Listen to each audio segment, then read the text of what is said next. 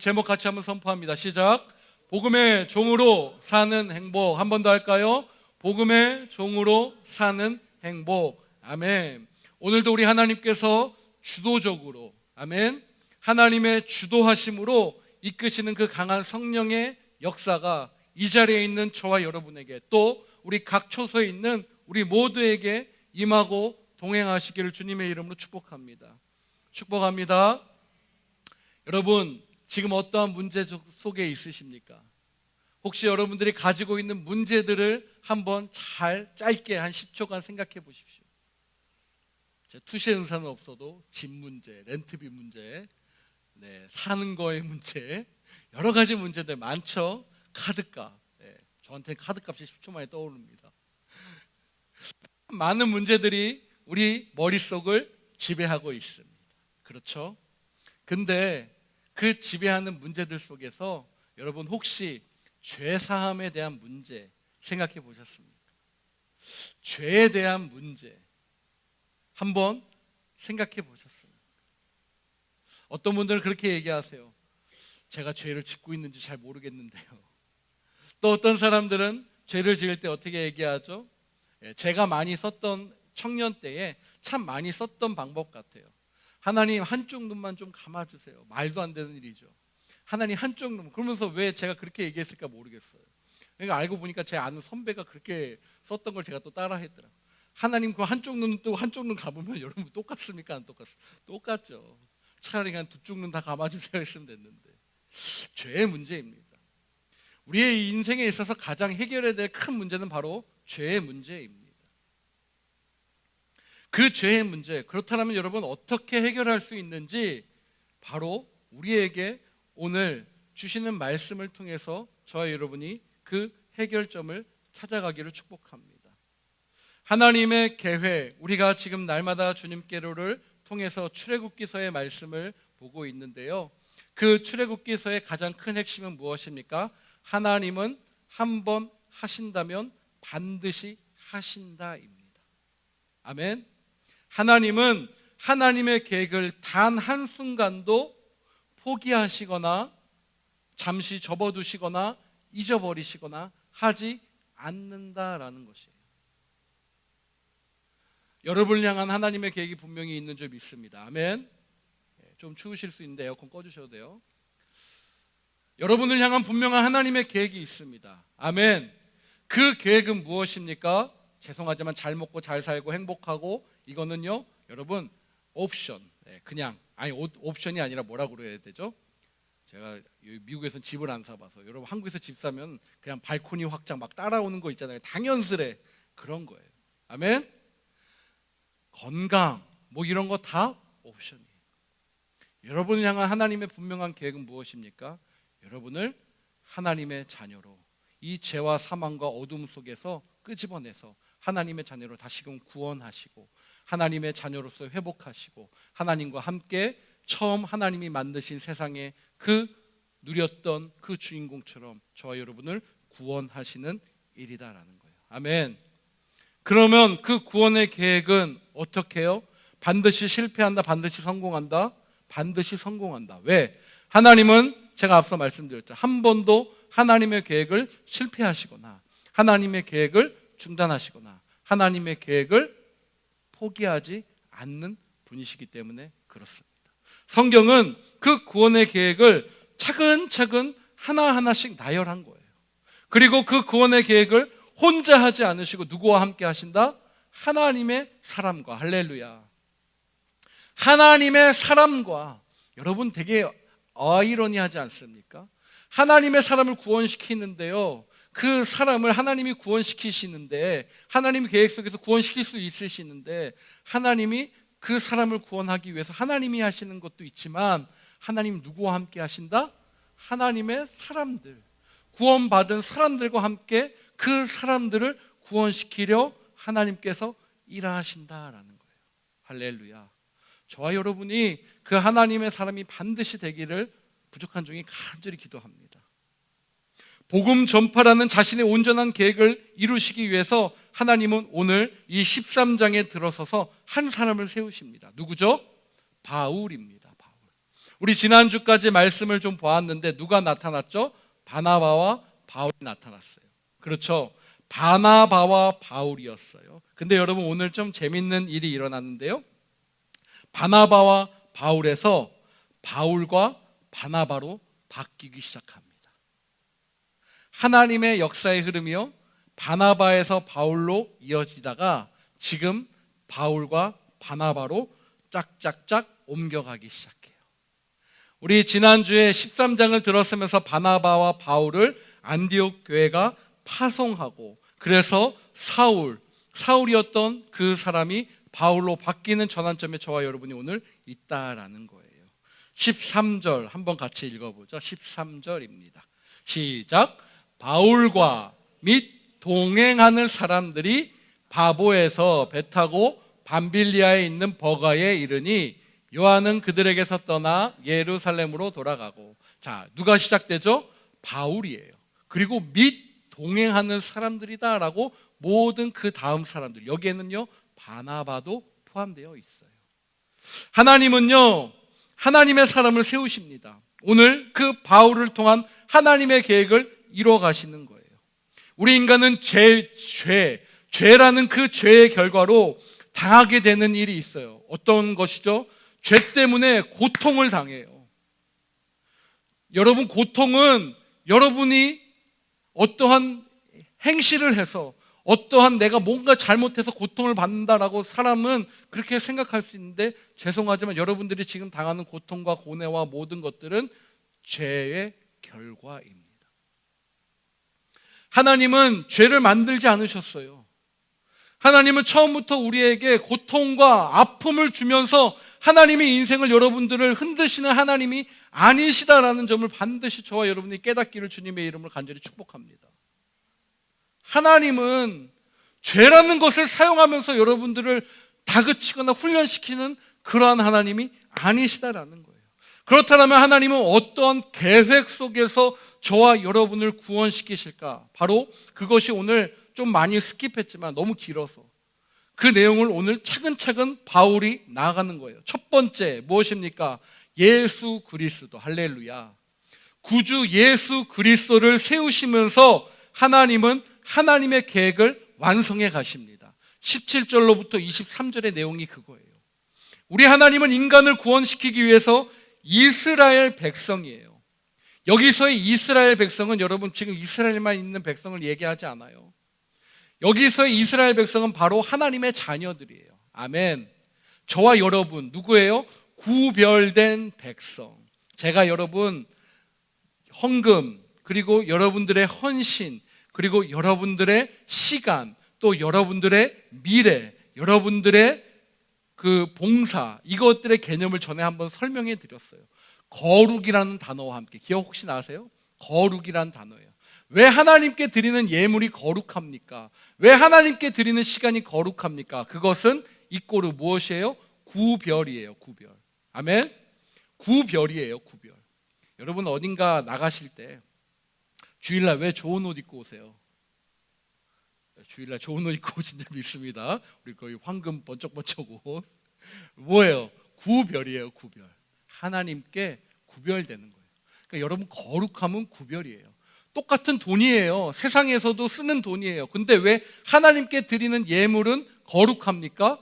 구별시킨 거예요. 누구 걸로? 하나님의 것으로. 그렇게 구별을 생각하시면 돼요. 하나님은 구별시키셨어요. 누구를? 저와 여러분을. 이 세상에서.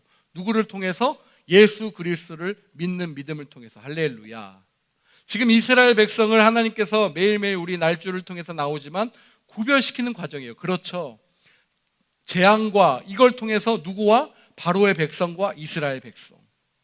바로의 백성과 이스라엘 백성. 하나님이 뭐라고 그러시죠? 내 백성이다 라고 얘기하세요. 내 백성. 야, 내 백성이야. 같은 재앙을 퍼부으세요. 근데 내 백성 땅에는 안 퍼부을 거야 라고 구별시키세요. 그게 저와 여러분들의 구별이에요. 저와 여러분이 이 세상에 살아가요. 근데 하나님이 오늘도 저와 여러분을 도우시고 계시다라는 사실이에요. 왜? 하나님이 저와 여러분을 구별하셨기 때문에. 할렐루야. 저와 여러분을 구별하셨기 때문에 여러분 안전하게 이 자리에 온 줄 믿습니다. 여러분, 저와 여러분을 구별시키기 때문에 여러분을 지금 화면 속에 구별시켜서 하나님이 그 자리에 앉히신 줄 믿습니다. 그것이에요. 그거. 하나님은 죄로 인해 죽음의 고통을 당하는 인간에게 더 이상 그 속에서 살지 않도록, 그 근원적인 문제를 해결하실 수 있도록 하나님만이 하실 수 있는 그 은혜, 할렐루야, 누구만이 하실 수 있는, 하나님만이 하실 수 있는 그 은혜에 저와 여러분을 구별시켜서 그 은혜에 동참시키시는 거예요. 왜 여러분 주일에 이 예배가 거룩합니까? 하나님이 구별된 시간이기 때문에. 할렐루야.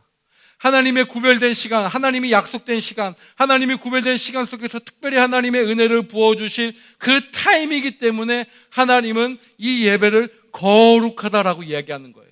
제가 늘상 말씀드리죠. 에헴하면서 거룩함이 아니다라는 거예요.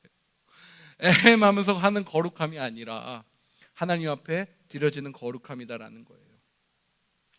여러분, 하나님은 예수 그리스도를 통해서 그 하나님의 완벽한 계획을 만드신 하나님이세요.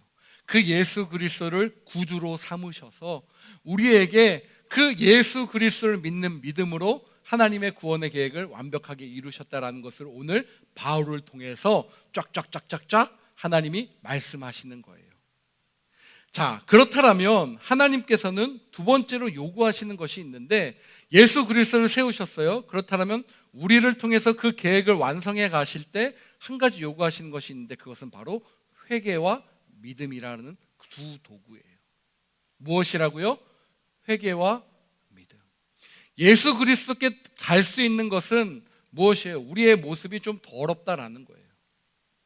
세상의 때와 죄의 그러한 불순물들이 우리 몸에 좀 묻어 있기 때문에. 여러분 아시잖아요. 요즘에 특별히 막 코비드 때문에 어디만 가면 이렇게 막 전 몸에 이렇게 막 모르죠? 쫙 분사해가지고 뭐 털어내는 것처럼 똑같은 거예요.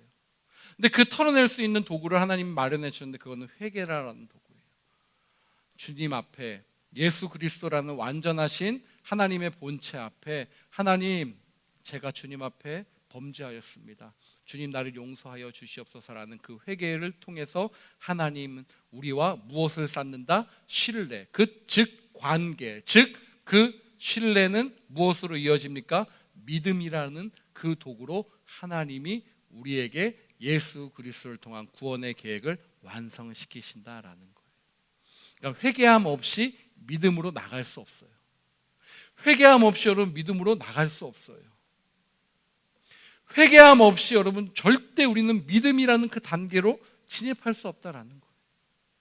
날마다 저와 여러분이 그 십자가 앞에 회개할 때 우리는 믿음의 한 발짝을 더 주님 앞에 나아갈 수 있는 그러한 귀한 존재인 줄 믿습니다.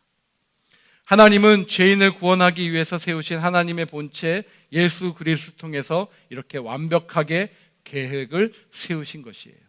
바로 그 예수를 믿음으로, 예수 그리스도께 우리의 죄를 대신해 죽으셨음을 내가 회개함을 통해서 믿음으로 그 길을 믿어갈 때 죄의 문제가 우리도 모르게 해결될 수 있다라는 사실이에요. 할렐루야. 그러므로서 여러분, 믿음을 고백하는 일이요, 여러분 결코 여러분 가벼운 일이 아니에요. 그러니까 여러분이 이 자리에 있다는 사실만으로도 저는 여러분이 어마어마하게 존경스럽고 여러분이 대단한 존재임을 여러분 스스로 주님 앞에, 그렇다라고 우리가 막 우쭐해가지고 하나님 자리를 뺏으면 안 되지만 그래도 여러분의 존재 가치가 대단하다라는 사실을 주님 앞에 오늘 충분히 인정받는 그런 귀한 시간이 되기를 주님의 이름으로 축복합니다. 축복합니다. 우리 좌우 옆 사람 한번 보면서 이렇게 참 대단하신 분입니다. 시작. 우리 이성훈 집사님, 이미고 사님 좀 사랑스럽게 얼마나 노력하세요. 밤낮으로 뛰어다니시는데 우리 집사님. 우리 또 권사님 얼마나 대단하세요. 밤낮으로 손주, 아침에 또 날주 통해서 손주 축복하고. 자, 다시 한번 우리 서로 축복합시다. 우리 목사님 사모님 서로 대단하십니다. 여러분 펫 아시죠? 펫의 대표적인 동물이 누구시죠? 누구시죠가 아니라 펫의 대표적인 동물 하면 뭐가 떠오릅니까? 네, 덕, 강아지, 개. 네, 잘해야 돼. 개 발음, 아이 개, 먹는 개 아니고. 개를 보면은 주인에게 항상 어떻게 하죠?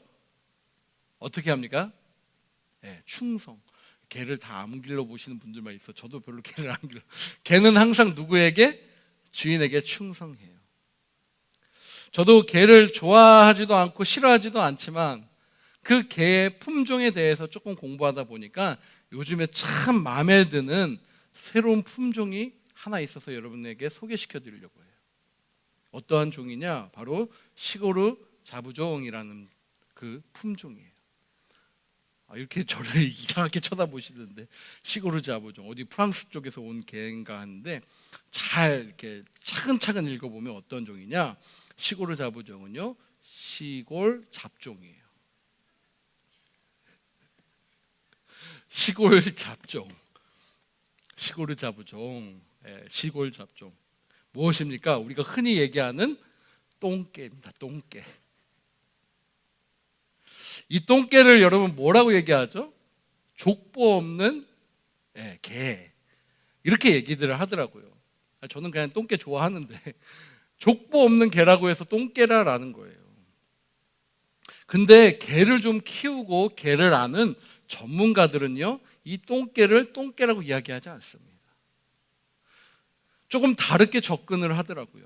품종의 족보가 없는 녀석들, 그들이 잡종이나 똥개가 아니고 뭐라고 이야기하냐? 전문가들이 주인을 못 알아보고 주인에게 덤비고 주인을 물고 주인의 말을 안 듣는 얘들을 똥개, 잡종이다라고 전문가들은 이야기하더라고요. 제 얘기가 아니에요. 전문가들이 그런다.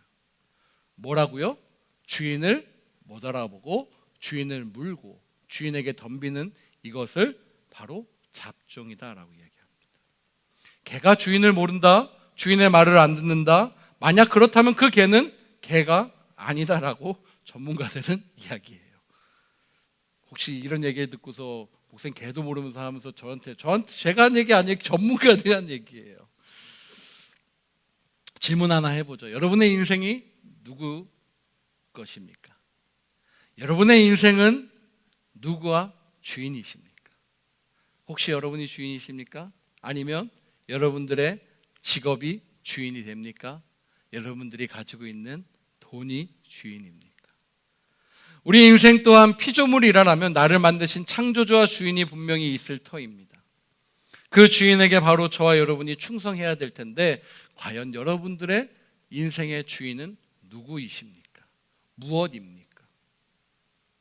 혹시 여러분은 여러분의 인생의 주인이 누구인지는 알고 계십니까? 그 주인을 향한 충성의 모습이 여러분들의 삶의 현장 속에 혹시 나타나고는 있으십니까? 자, 오늘 본문을 보니까 사도 바울의 1차 선교 여행의 배경을 가지고 하나하나 설명해 나가요. 자, 우리도 알다시피 여러분, 복음은요, 언제나 효과적으로만 승승장구하는 것은 아닙니다. 그렇죠? 복음이 언제나 잘 전달되어지고 이렇게 막 큰 이펙트가 나는 것은 아니었어요. 우리 생각을 좀 이렇게 앞으로 보면 초대교회 성령의 역사가 일어나고 폭발적인 복음의 역사가 일어났어요. 쭉 흘러왔죠. 여러분이 저와 함께 같이 이렇게 따라오셔야 돼요. 그렇죠?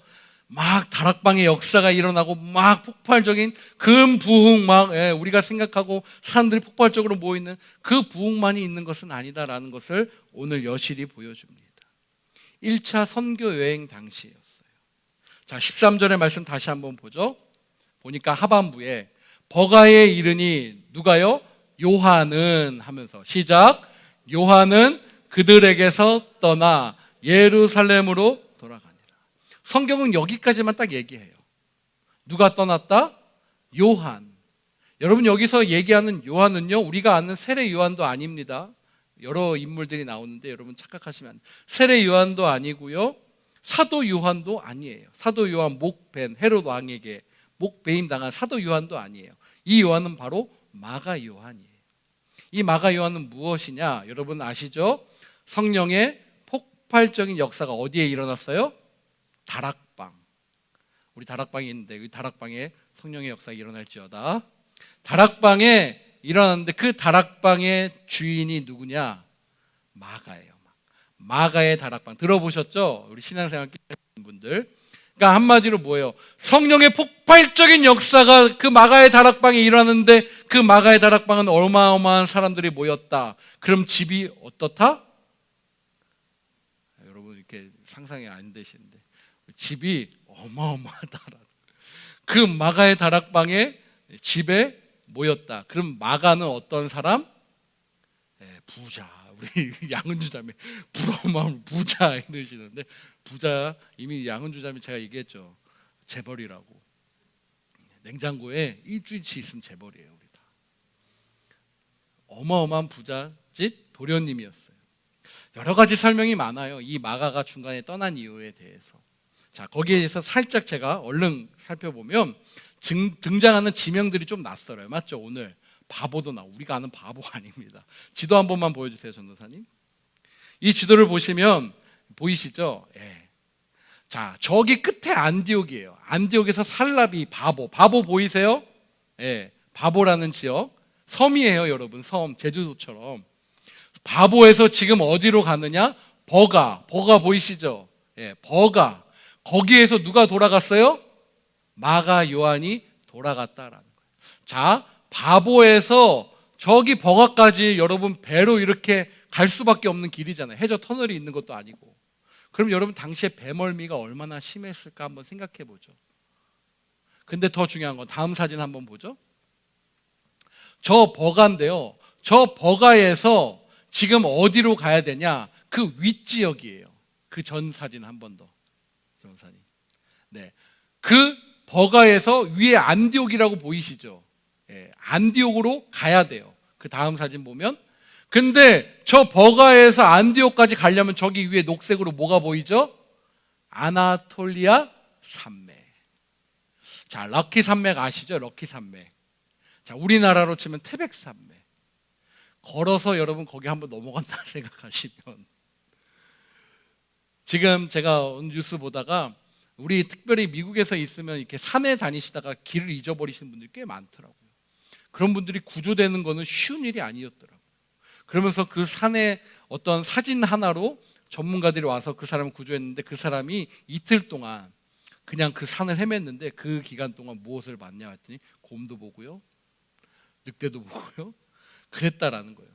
여러분 지금도 그렇게 여러분 혼자 한번 산에 있다라고 생각해 보세요. 우리 아무리 국가대표인 양복선 형제도 무서울 수 있어요. 그 지역이에요. 아나톨리아라는 지명은요. 고린도전서의 말씀에 이렇게 나와 있어요.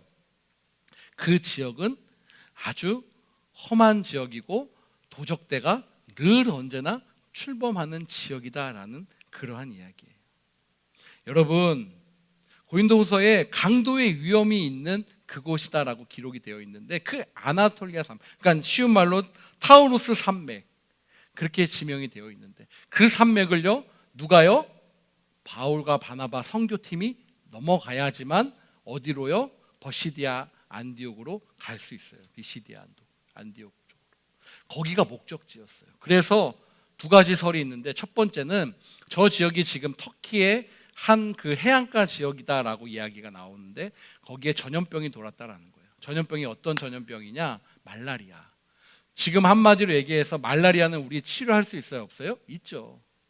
근데 당시에는요 우리 지금 시대처럼 이 코로나 바이러스 이 바이러스처럼 치료 불가의 그러한 지역이었다.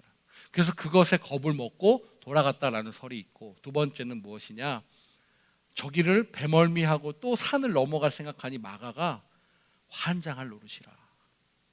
나 못 가겠다라는 거예요. 부잣집 도련님이 쉬운 말로. 그래서 돌아갔다라는 설. 그래서 학자들은 후발 그 학설에 더 많은 힘을 줘요. 어쨌든 근데 마가와 바울을 비교를 좀 해볼게요. 마가가 20대래요. 20대 당시에. 바울은 40대. 20대로 알려지는데 바울은 적게 잡아도 이미 40대. 어떤 분들은 50대 진입했다라고도 이야기하는데 그렇다면 바울은 마가는 돌아가는데 바울은 포기하지 않고 어떻게 그 길을 걸어갈 수 있을까요? 주님 안에서 사랑하는 여러분, 20대 청년들은 40대 고뇌를 알 수 있을까요? 없을까요? 제 이야기를 이제 할 수 있어요. 40대 되었으니까. 20대 때 40대의 그 고뇌를 알 수 있을까 몰라요. 30대 역시 40, 50대 고뇌를 알 수 있을까요? 없을까요? 몰라요. 여기 중에 이렇게 빙그레 웃는 분이 없어서 참 다행인데 마스크 쓰니까 알 수가 없으니까 우리 웃고 계시는데 40대 때는요 밤샐 수 있을까요? 없을까요? 네, 이렇게 끄덕끄덕이시는 분들 이미 나는 오래 지나간 밤 못 새더라고요. 제가 지금 느껴요. 우리 권사님들 집사님들 제가 30대 때 그래도 담임 목사 됐던 사람이잖아요. 막 철야도 하고요. 예, 했어요. 근데 지금 죄송한데요. 못 새겠어요. 11시만 넘어가면 꼬박꼬박 조는 제 모습이 나와. 밤에 야식도 옛날에 아유 쌀국수 먹고 뭐 라면 먹고 할 수 있었죠. 근데 지금 못 하겠더라고요. 야식도 쉽지 않아요. 그만큼 체력적인 한계에 부치는 거예요. 근데 그렇게 생각해 보면 바울도 체력적으로 한계가 있었을 터인데 어떻게 바울은 그 지역을 돌파할 수 있었을까? 이것을 얘기하고 싶은 거예요. 한 가지예요. 그에게는 한 가지 의식이 작용하고 있었는데 그 의식은 무엇이냐? 바로 예수의 종이다라는 의식이에요. 할렐루야. 어떤 의식이라고요? 예수의 종된 의식이에요. 내 인생은 예수의 종으로 나는 살아간다라는 의식이에요. 다메섹 도상에서 주님을 만날 때 사울은 주님을 절대로 만날 만한 자격과 그런 인물이 아니었습니다. 근데 그는 교회를 짓밟았고 성도들을 괴롭혔고 자신이 하고 있는 세상적인 일에 늘 언제나 프라우드를 가지고 자신만만했고 그만한 대접도 받았고 그만한 지위도 얻었고 그만한 일을 했던 인물이었습니다. 한마디로 박해했던 죄인 중에 괴수였어요. 그랬던 그가 그에게 누가 오십니까? 주님이 찾아와 주세요. 그때 주님을 만난 이후 스스로 바울은 주님의 종이 되었다라는 거예요. 나를 위해 십자가에 달리신 그 예수님, 모든 건 내어주신 예수님, 자신이 죄인인지도 모르고 그저 막 세상에서 최선을 다해서 살 때 다메섹 도상에서 찾아와 긍휼 가운데 찾아와 주시고 그 긍휼로 자신의 그 어둠을 걷어내 주시고 그렇게 만난 그 주님을 바울은 나는 이제는 예수의 종이다라는 의식과 그 인식 속에서 살아갔던 것입니다. 고린도전서 4장 1절 2절에 이렇게 고백해요. 제가 읽어드릴게요. 사람이 마땅히 우리를 그리스도의 일꾼이요 하나님의 비밀을 맡은 자로 여길지어다. 그리고 맡은 자들에게 구할 것은 충성이니라. 아멘. 아멘. 여기서 일꾼이라는 단어와 충성이 나오는데 이 일꾼이라는 단어는 휘페르테스입니다.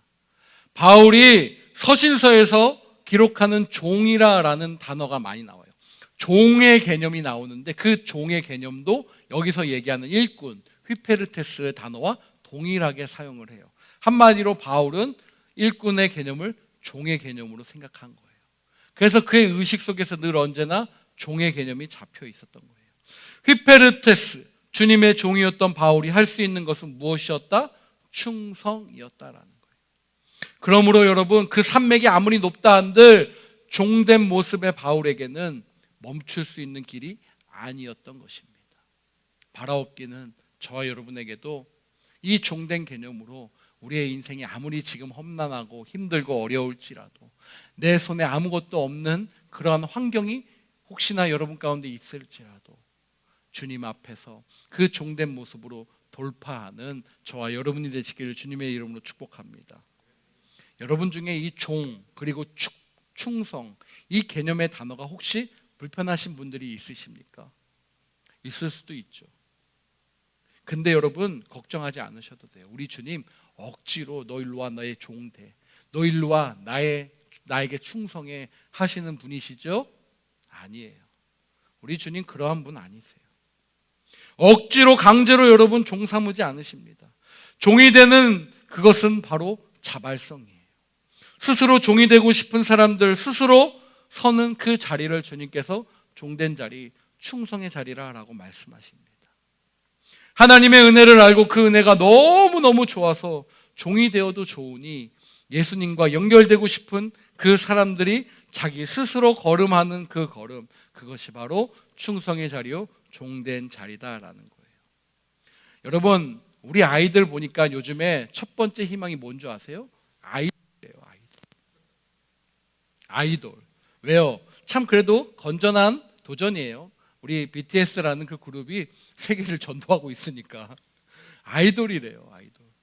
왜 아이돌이 되냐고 물어보니까 뭐라고 얘기하시는 게 아니라 뭐라고 얘기하는 줄 아세요? 좋으니까 한다라는 거예요. 그래서 설문조사를 했대요. 아무것도 안 준다. 그리고 아무것도 없다. 근데 하루에 15시간씩 연습해야 된다. 그렇게 해가지고 선착순으로 100명을 뽑겠다라고 했더니 3만 5천 명이 동시에 10분 만에 몰렸다라는 거예요. 이유는 거예요. 아무것도 없어요, 여러분. 애들한테 밥도 안 줄 수도 있다. 그랬는데 몰렸다라는 이유. 왜? 좋으니까. 사도 바울에게 당신은 왜 예수의 종이 되려고 합니까? 라고 여러분 질문하면 뭐라고 얘기할까? 제가 생각해 보니까 이 아이들처럼 좋으니까. 할렐루야. 예수님이 너무 좋아서 저는 예수의 종이 되고 싶습니다. 라고 이렇게 이야기했을 것이에요. 여러분에게 질문하고 싶어요. 여러분 예수의 종이 되고 싶으십니까? 예수님과 연결된다는 것이 얼마나 복된 일인 줄 알았던 그 바울. 하나님의 백성이 된다는 것이 얼마나 큰 일이고 기쁨이었던 것을 알았던 그 신앙의 선배들인 우리의 귀한 선배들. 그 고백이 동일한 고백이었어요. 저는 주님의 종입니다. 이 고백이 제가 부탁드리고 싶어요. 이 자리에 있는 여러분들에게 동일한 고백이 되기를 주님의 이름으로 축복합니다. 그렇다면 여러분, 저는 10,000명 성도 부럽지 않아요. 여기 있는 여러분이 한 분도 빠짐없이 저는 그냥 예수의 종입니다 라는 고백이 여러분들의 진심 속에서 나온다라면 여러분 죄송하지만 여러분들의 자녀, 여러분들의 손주, 손녀 하나님이 지키실 줄 저는 믿습니다. 여러분 그거예요. 여러분 그거면 되잖아요. 우리의 자녀들 어떻게 키우시려고 생각하세요? 이 세상의 방법으로 안 되죠. 근데 여러분들이 종된 개념으로 살아간다면 하나님께서 여러분의 자녀와 여러분들의 자손들 책임 안 지실까요? 아니요. 100% 책임지세요. 사랑하는 여러분, 소원하는 것은 여러분들이 이런 자발적으로 들어가는 그 자리가 주님의 종의 자리로 들어갈 수 있기를 주님의 이름으로 축복합니다. 오늘 본문의 바울의 모습을 보면 우리가 점검해야 될 것은 내가 만난 예수님이 누군가라는 거예요. 우리가 교회를 나오게 된 계기는 정말로 다양합니다. 그렇죠? 정말로 다양해요. 많은 이유로 나왔어요. 그런데 그런 이유로 제가 열거하지 않아도 우리가 다 아시잖아요. 그런데 그렇게 이유로 나온 사람들이요 반드시 직면하게 되는 질문이 있어요. 예수는 도대체 누구인가라는 거. 그리고 나는 도대체 교회에서 뭐 하고 있는가? 그리고 그 예수와 나는 무슨 상관관계가 있느냐라는 질문을 반드시 하게끔 되어 있어요. 사도 바울이 중도에 포기하지 않고 갈 수 있었던 이유, 그것은 바로 예수님 때문이었습니다. 사람들의 인기도 아니었고 사람들의 인정도 아니었고 오직 주인 되신 예수님이 자신에게 부탁하고 자신과 좀 함께 해달라는 그 요청 하나로 사도 바울은 걸어갈 수 있었다라는 것이에요. 우리 인생 속에서 그리고 우리 교회를 통해서 만나야 될 분 바로 예수 그리스도인 줄 믿습니다. 바울이 뭐 부족하다고 여러분 다른 것으로 채우고 다른 것으로 그렇게 목표를 삼고 살았겠습니까? 바울처럼 부족함이 없는 사람이 없었어요. 가문도 뛰어났고 가진 것 많았고 이미 명예와 지위는 세상 부럽지 않을 정도로 가지고 있었습니다. 그런 바울에게 그 예수님이 찾아오신 것이 마가처럼 중간에 그만두는 신앙인의 모습이 아니라 끝까지 경주하고 완주할 수 있는 신앙이 되는 비결은 바로 거기에 있습니다. 내 안에 예수가 있는가? 누가복음 7장에 보면 예수님이 바리새인 시몬의 집에 방문을 하세요. 누구의 집에 방문하셨다고요? 바리새인 시몬. 예수님이 그 바리새인의 집에 방문하셨어요. 근데 그곳에 한 여인이 등장합니다. 예수님의 곁에서 이 여인이 눈물로 그 주님의 발을 막 적셔요. 그리고 머리털로 그 예수님의 발을 막 닦아요. 그리고 입 맞추면서 한 가지 일을 합니다. 무엇 하죠? 향유를 부어버려요. 이 향유는요 1년 전체 자신의 연봉과 같은 금액의 그 향유를 부어버립니다. 이 여인의 모습이 무슨 모습일까? 종된 자의 모습이에요. 종의 모습과 그 종의 모습을 가지고 주님 앞에 충성을 다하는 그러한 모습입니다. 그 1년치에 대한 연봉, 그 향유를 주님께 온전히 부어버려요. 제자들이 난리치죠. 유다가 얘기해요. 너 뭐 하는 짓이야? 그거 가지고 가난한 사람 도우면 되는데 너 도대체 뭐 하는 거야? 라고 이야기해요. 더 좋은 일도 많이 할 수 있었을 텐데 왜 여인은 이러한 행동을 했을까? 주님의 말씀으로 우리에게 이 여인이 왜 이렇게 했는지를 알려주는데 누가복음 7장 47절에 이렇게 얘기하세요. 이는 그에게 사랑이 많음이라. 할렐루야. 이는 그에게 사랑함이 많으니라.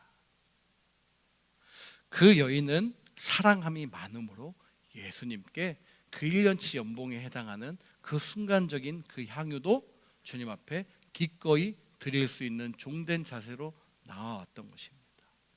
사랑하는 여러분, 사랑하면 아까워요? 안 아까워요? 안 아까워요. 우리 권사님이 더 이렇게 제 눈에 들어와요. 우리 사랑하는 아들에게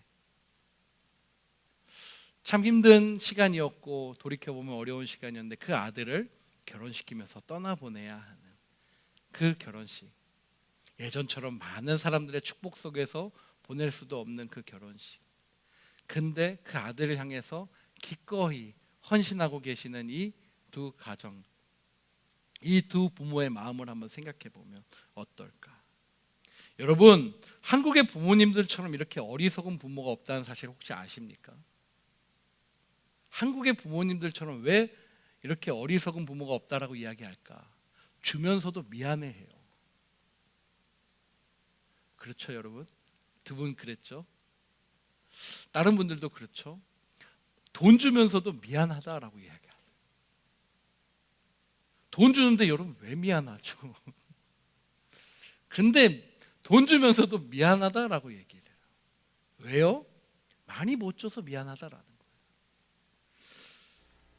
뭘 그렇게 미안해 하시는지 잘 모르겠어요. 여러분 이해가 되세요? 이해 전혀 안 돼요. 주는데 미안하다라고 그렇게 얘기하시면서 주세요. 저희 모친도 그래요. 아니 여지껏 이렇게 키워주시고 여지껏 이렇게 번듯하게 제가 이렇게 그래도 서 있잖아요. 그런데 항상 얘기하세요. 많이 못 주고 많이 못 해줘서 미안하다. 더 좋은 거 줄 수 있었는데 그러지 못해서 미안하다. 더 좋은 환경에서 이렇게 해야 되는데 그러지 못해서 미안하다. 얼마 전에 제가 이렇게 이빨 좀 여기 왼쪽 어금니를 다 뺐어요. 뭐 이제 충치 때문에 어쩔 수 없는데 의사 선생님하고 얘기 나누다가 이제 이빨에 이게 그 관련돼 있는 그 이렇게 제가 어렸을 때 우리 그랬잖아요. 어떻게 뽑아요? 지금도 뭐 그렇긴 한데 그냥 실을 해가지고 그냥 빡빡 뽑아버리잖아요.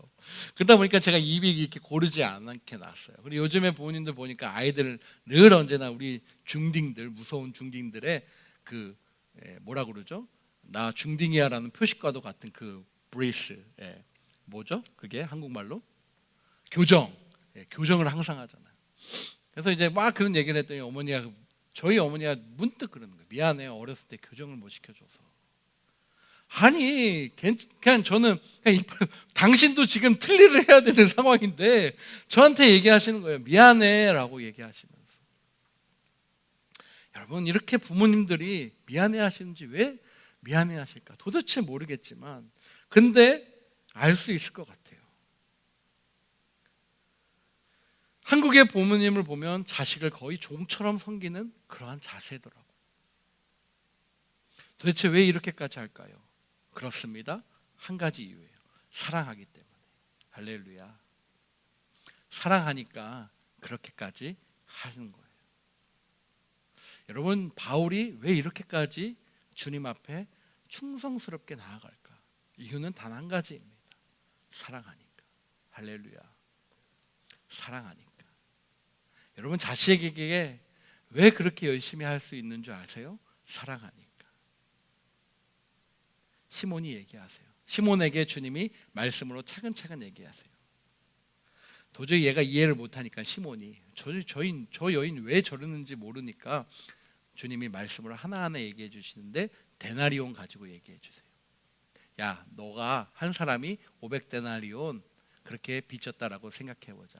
또 한 사람은 50데나리온 빚졌다라고 얘기하자. 주인이 와가지고 탕감시켜줬어. 자, 넌 어떻게 느끼느냐라고 얘기했더니 그 시몬이 이렇게 얘기해요. 500데나리온 받은 자가 더 많은 은혜를 입고 사랑을 입은 것 같습니다. 주님이 말씀하세요. 내 말이 옳다. 그렇다면 여러분 한번 비교해 봅시다. 바리새인 시몬은 여기에 있는 이 여인보다 죄를 더 적게 지었기 때문에, 더 많은 용서를 적게 받았기 때문에 주님을 적게 사랑하는 것일까요? 그렇다면 이 논리에 의해서 우리는 주님께 더 많은 사랑을 받으려면 죄를 더 많이 지어야만 하는 것일까요? 아니죠. 저와 여러분 주님 더 사랑하려고 하면 여기 지금 이렇게 앉아있지 않고 세상에 나가서 여러분 누가 죄를 더 많이 진다 막 그렇게 해야 되는 것입니까? 아니죠. 주님의 말씀은 그것이에요. 크고 적음이 아니라 정말 저 여인이 저렇게 할 수밖에 없는 이유는 나를 더 많이 사랑하기 때문에 그렇다라는 것입니다. 똑같이 주님은 용서하시고 대해 주시는 우리 주님이십니다. 여러분 이 시간 이번 한 주 살면서 정말 예수의 종된 그러한 자세가 무엇인지 오늘 말씀을 가지고 저와 여러분이 좀 깊이 한번 생각해 볼 수 있으면 좋겠어요. 왜 주님이 저와 여러분을 이렇게까지 사랑하실까? 포기하지 않고 끝까지 손 놓지 않고 이렇게 사랑하실까? 왜 주님이 우리 넥스트의 공동체를 이렇게 사랑하실까? 저는 이번 한 주 많은 생각을 해보게 돼요. 왜 주님이 우리를 포기하지 않고 끝까지 사랑하시면서 우리의 삶을 만져가실까? 왜 주님이 저와 여러분을 포기하지 않고 끝까지 사랑하시면서 붙들고 가실까? 사도 바울은 이렇게 얘기하세요. 그리스도 예수로 사도로 부름받은 바울 이렇게 얘기해요. 근데 시간이 지나면서 57년에 로마서를 기록한 그 상황에서, 그리고 60년도경에 빌립보서에서 자신을 이렇게 소개합니다. 그리스도 예수의 종 바울. 그리고 바울이 가장 마지막쯤에, 인생의 마지막쯤에 기록했다라고 하는 디모데 전서를 통해서 자신을 이렇게 얘기해요. 죄인 중에 괴수. 그러니까 이 어른 바울은 세월이 가면 갈수록 자신을 높이는 칭호를 가진 헤롯 왕처럼 그렇게 자신을 취한 것이 아니라 철저하게 자신을 낮추고 있는 것입니다. 사도에서 종으로, 종에서 죄인으로, 죄인에서 죄인 중에 괴수로. 이 사람이 왜 이렇게까지 자신을 끝까지 낮출 수 있을까? 그것은 바로 한 가지의 의식이었어요. 종된 자의 의식. 할렐루야.